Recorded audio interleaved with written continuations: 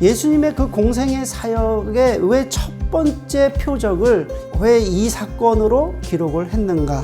하나님과 하나님의 백성 사이에 언약 백성으로서 다른 신을 섬기면 그것이 우상숭배고 우상숭배하는 것을 바로 간음하였다, 이렇게 표현하는 것입니다. 하나님 나라의 백성으로서 하나님 나라의 그 잔치를 표현하기 위해서는 이 혼인잔치만큼 적절한 사건이 없었다는 것이죠. 예수님께서 왜 지금 이 상황에서 여자여 부인이여 나와 무슨 상관이 있습니까?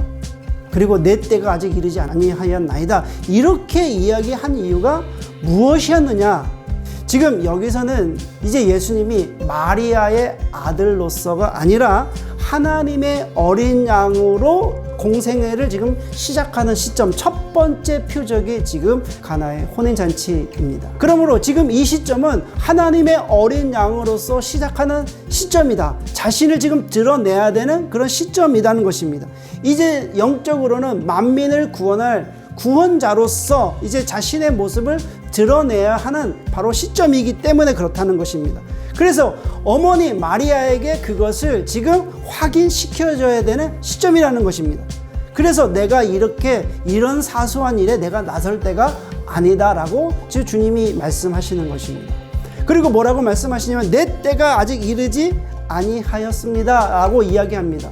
그러면 예수님이 말하시는 그 내 때는 호르라는 말인데 하나님의 때입니다. 예수님은 도대체 누구십니까? 지금 예수님이 자신의 정체를 지금 드러내셔야 되는 그 시점인데, 그럼 예수님의 정체는 어떤 분이신가? 라고 우리가 물어보면 바로 하나님으로부터 보내심을 받은 분이십니다.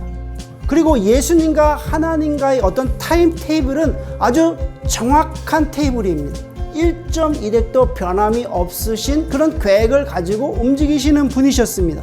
하나님과 주님은 어떻게 긴밀한 관계를 가지고 지금 움직이시고 또 하나님의 뜻에 대해서 예수님은 민감하게 어떻게 반응하시는 것입니다. 그래서 예수님이 항상 하신 말씀이 무슨 말씀이시냐면 하나님께서 일하시니 나도 일한다. 하나님께서 말씀하시니 내가 순종한다. 하나님께서 말씀하실 때만 말씀하신 것을 우리가 볼 수 있습니다. 그래서 죽음과 부활을 통해서 구속사를 완성할 그때가 바로 지금 예수님께서 말씀하신 그때라는 것입니다.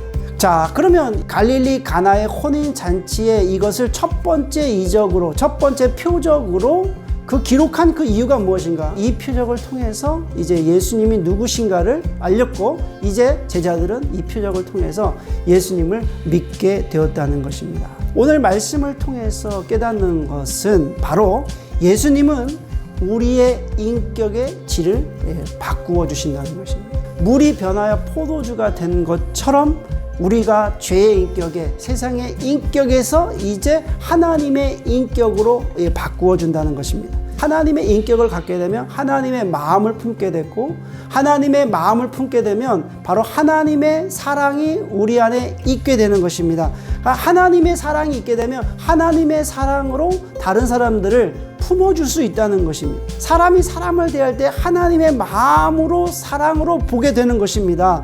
또 대화를 할 때도 하나님의 사랑을 가지고 대화를 하게 되는 것입니다. 설교를 해도 하나님의 사랑으로 설교를 하게 되는 것입니다. 비판을 해도 하나님의 사랑으로 비판을 하게 되는 것입니다.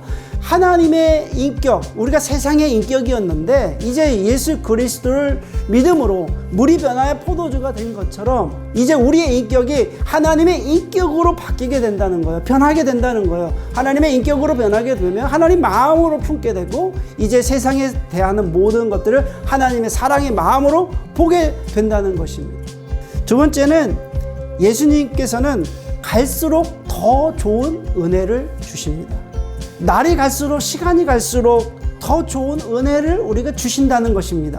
연회장이 말합니다. 어떻게 마지막에 좋은 술이 나오는가? 그렇잖아요. 어떻게 마지막에 좋은 술이 나오는가? 하나님의 은혜를 처음 경험했을 때 여러분 어떻습니까? 세상은 처음에는 화려하고 좋은 것 같지만 시간이 지나면 지날수록 우리가 실망합니다. 세상 것은 처음에는 좋은 것 같지만 시간이 지나면 지날수록 마지막에 더 좋아지지는 않습니다. 시간이 흐르면 흐를수록 우리는 실망하게 되고 허탈감에 빠지게 됩니다.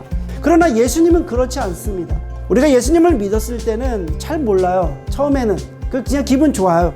하지만 이제 예수님께 우리가 더욱더 가까이 가고 매일매일 주님과 교제하고 교통하면서 날마다 주의 은혜가 더 풍성해지게 됩니다. 어제보다 오늘이 좋고 오늘보다 내일이 좋고 또 내일보다 계속 이게 좋아지는 것입니다.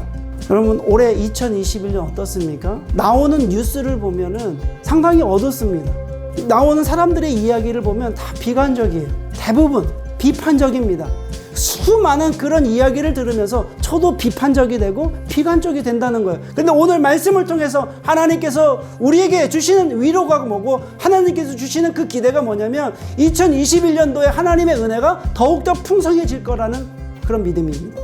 하나님께서 말씀하시기를 물이 변해 포도주가 된 것처럼 2021년도에 우리가 날마다 주님과 동행하면 더 좋은 은혜를, 더 귀한 은혜를 날마다 더 주신다는 것입니다.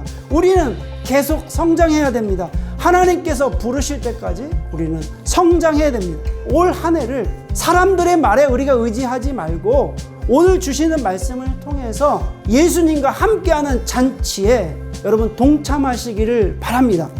여러분들이 매일매일 잔치에 참여하셔서 하나님의 영광을 매일매일 체험하시기를 주님의 이름으로 축원해 올립니다.